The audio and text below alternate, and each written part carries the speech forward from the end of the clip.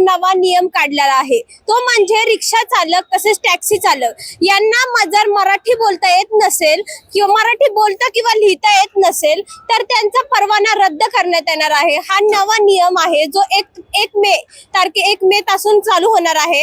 यावर आता आपण पुण्यातील पुणे स्टेशन या ठिकाणी आलो आहोत आणि या ठिकाणी जे रिक्षा चालकांच्या आपण काही प्रतिक्रिया घेतल्या आहे, नेमकं ते काय म्हणाले आहे पाहूया या व्हिडिओच्या माध्यमातून। इथं जे पण धंदा करणारे रिक्षावाला असो काय कुठला पण व्यसन करणारा असो, इथे मराठी कंपल्सरी पाहिजे। का की इथे मराठवाडा आहे, इथं सगळे मराठीत बोलणारे लोक आहे, मराठीत पाहिजे। इथं कुठला पण धर्माचा असो कुठला पण समाजाचा असो, आम्हाला कोणाचा वाद करायचा नाही, मराठी बोला, संपला विषय ना। एवढे वर्ष आपण इथे कमाई करताय, एवढं जन्म झालाय, बाहेरची लोक आलेली आहे, त्यांना पण मराठी शिकायला काय गरज पाहिजे ना, त्यांना पण पोटासाठी गरज पाहिजे का नाही। आपली लोक बाहेर गावाला गेली तर तिथे पण बोलतात ना, ती जिथली समाजातली लोक आहे। आता इथे तुम्ही मराठी नाही बोलणार म्हणजे काय फायदा आहे का त्याचा? मराठी बोलायला पाहिजे, 100% बोलायला पाहिजे। सरकारच्या निर्णयावर तुम्ही स्वागत स्वागत करते आम्ही त्यांचं सरकारचं। लोक म्हणतात, तुमचीच लोक म्हणतात की आम्हाला थोडा वेळ पाहिजे शिकण्यासाठी। आता एवढे वर्ष काय केलं मग? एवढे वर्ष तुम्ही आले ना, एवढे 10 वर्ष झाले, 15 वर्ष झाले, 50 वर्ष झाले, मराठी नाही शिकलं तर काय केलं तुम्ही? मराठी पाहिजे, कंपल्सरी मराठी पाहिजे। नाही येत त्यांना हाकलून द्या। इथे कुठलं पण सर्वे करा तुम्ही, अख्ख्या स्टेशन मध्ये एक पण मराठा दिसल नाही, सगळे भैया युपीतले आलेले आहे आणि इथले आपल्या माणसाला खायला भेटत नाही, हे लक्षात ठेवा। सरकारने जे बोललं त्याचं स्वागत आहे, आम्ही त्यांच्या पाठीशी आहे आणि आम्ही त्यांचं अभिनंदन करतोय की सरकारने जे बोललंय चांगलं बोललंय आणि आम्ही त्यांचं स्वागत करतोय सरकारचं। जय हिंद, जय महाराष्ट्र। जे स्थायिक लोक आहे ज्यांना मराठी वगैरे व्यवस्थित येतं, ते लोक कधी कोणाची फसवणूक करत नाही।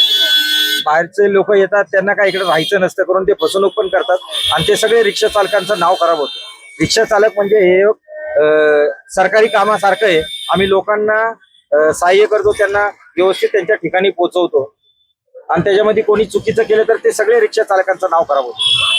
तुम्ही स्वागत करता का सरकारचं स्वागत करतो आम्ही। तुमच्याच काही सहकार्यांसोबत आम्ही बोललो, ते म्हणतात की वेळ दिला पाहिजे शिकण्यासाठी मराठी। काय द्यायला पाहिजे? थोडं वेळ तर द्यायला पाहिजे। आता ज्याला नाही येत, भरपूर लोक असे आहेत इकडे भरपूर टाइमापासून आहेत पण त्यांना मराठी येत नाही, म्हणजे स्थायिक लोक आहेत त्यांना वेळ पण द्यायला पाहिजे शिकायचा, ट्रेनिंग वगैरे द्यायला पाहिजे, चांगलं व्यवस्थित काय चांगलं असतं काय नाही वाईट हे शिकवणूक द्यायला पाहिजे प्रत्येकाला। फक्त रिक्षा चालकाला नाही, प्रत्येक माणसाला हे शिकवणूक पाहिजे सरकारकडून। छोट्या मुलं असो की मोठ्या असो, वयस्कर असो, त्यांना एक माणुसकीच्या ह्याच्याने कसं व्यवस्थित राहायचं आणि चुकीच्या कामांनी केल्याने काय त्याचा चुकीचा परिणाम होतं याची माहिती दिली पाहिजे।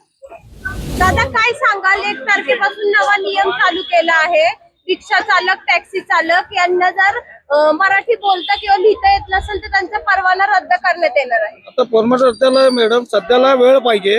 आता एवढ्या कमी वेळामध्ये काही लोक इंग्लिश शिकलेले आहेत, काही लोक मराठी शिकलेले, आणि मी स्वतः मराठी शाळेत होतो, मी पहिली दुसरी शिकलेले तरी मला थोडी मराठी येते, पण आता सगळेच मराठी बोलायचे म्हणजे त्यांना वेळ लागणार, त्यांना टायमिंग लागणार।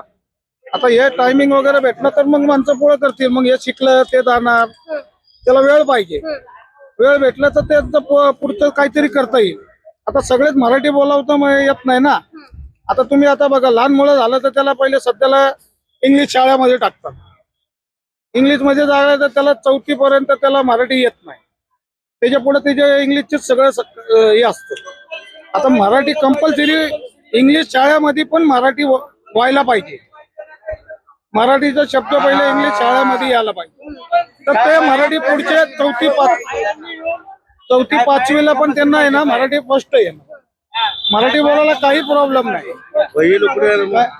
आता सरकारने काय केलं पाहिजे? सरकारने वेळ द्यायला पाहिजे सगळ्यांना। आता जे शाळा आहेत त्यांना आहे ना, त्यांना मराठीत पहिले त्यांना हे टाकायला पाहिजे, मराठी इंग्लिश शाळेमध्ये पण त्यांना मराठी बोलायला शिकवायला पाहिजे।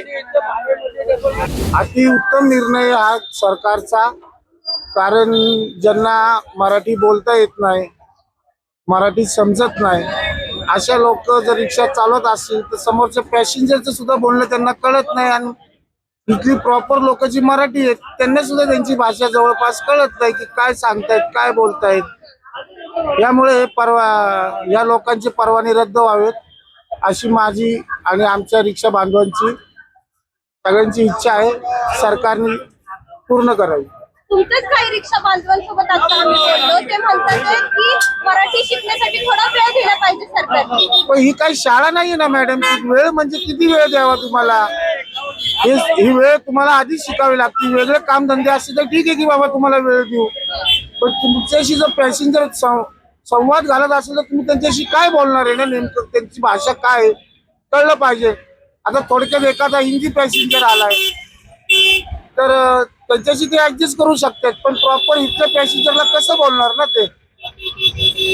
असं माझं आणि आमच्या रिक्षा बांधवांचं म्हणणं आहे की ही कारवाई जी सरकारने केली ती योग्य आहे आणि ही पूर्ण करावी. कुणाला आम्हाला सवलत द्या, मुदत द्या मराठी शिकण्याची, तर ही काही ती वेळ नाही. आपापले कामधंदे बदलायचं मराठी येत नसेल तर. एकूणच आपण पाहिलं, आपण आता रिक्षा चालकांशी बोललो आहोत आणि आपल्याला त्यांच्या बोलण्यानुसार कळालं आहे त्यांनी काहीतरी संमिश्र अशा प्रतिक्रिया दिल्या आहेत. त्यांच्या मते असं आहे की मराठी शिकण्यासाठी सरकारने थोडा वेळ द्यावा. तसंच तुम्ही जर महाराष्ट्रात राहताय तर तुम्हाला मराठी आलीच पाहिजे. त्यामुळे सरकारच्या निर्णयाचे रिक्षा चालकांनी स्वागत केलेलं आहे. पुण्याहून मी पूजा मालुसरे, न्यूज अनकट.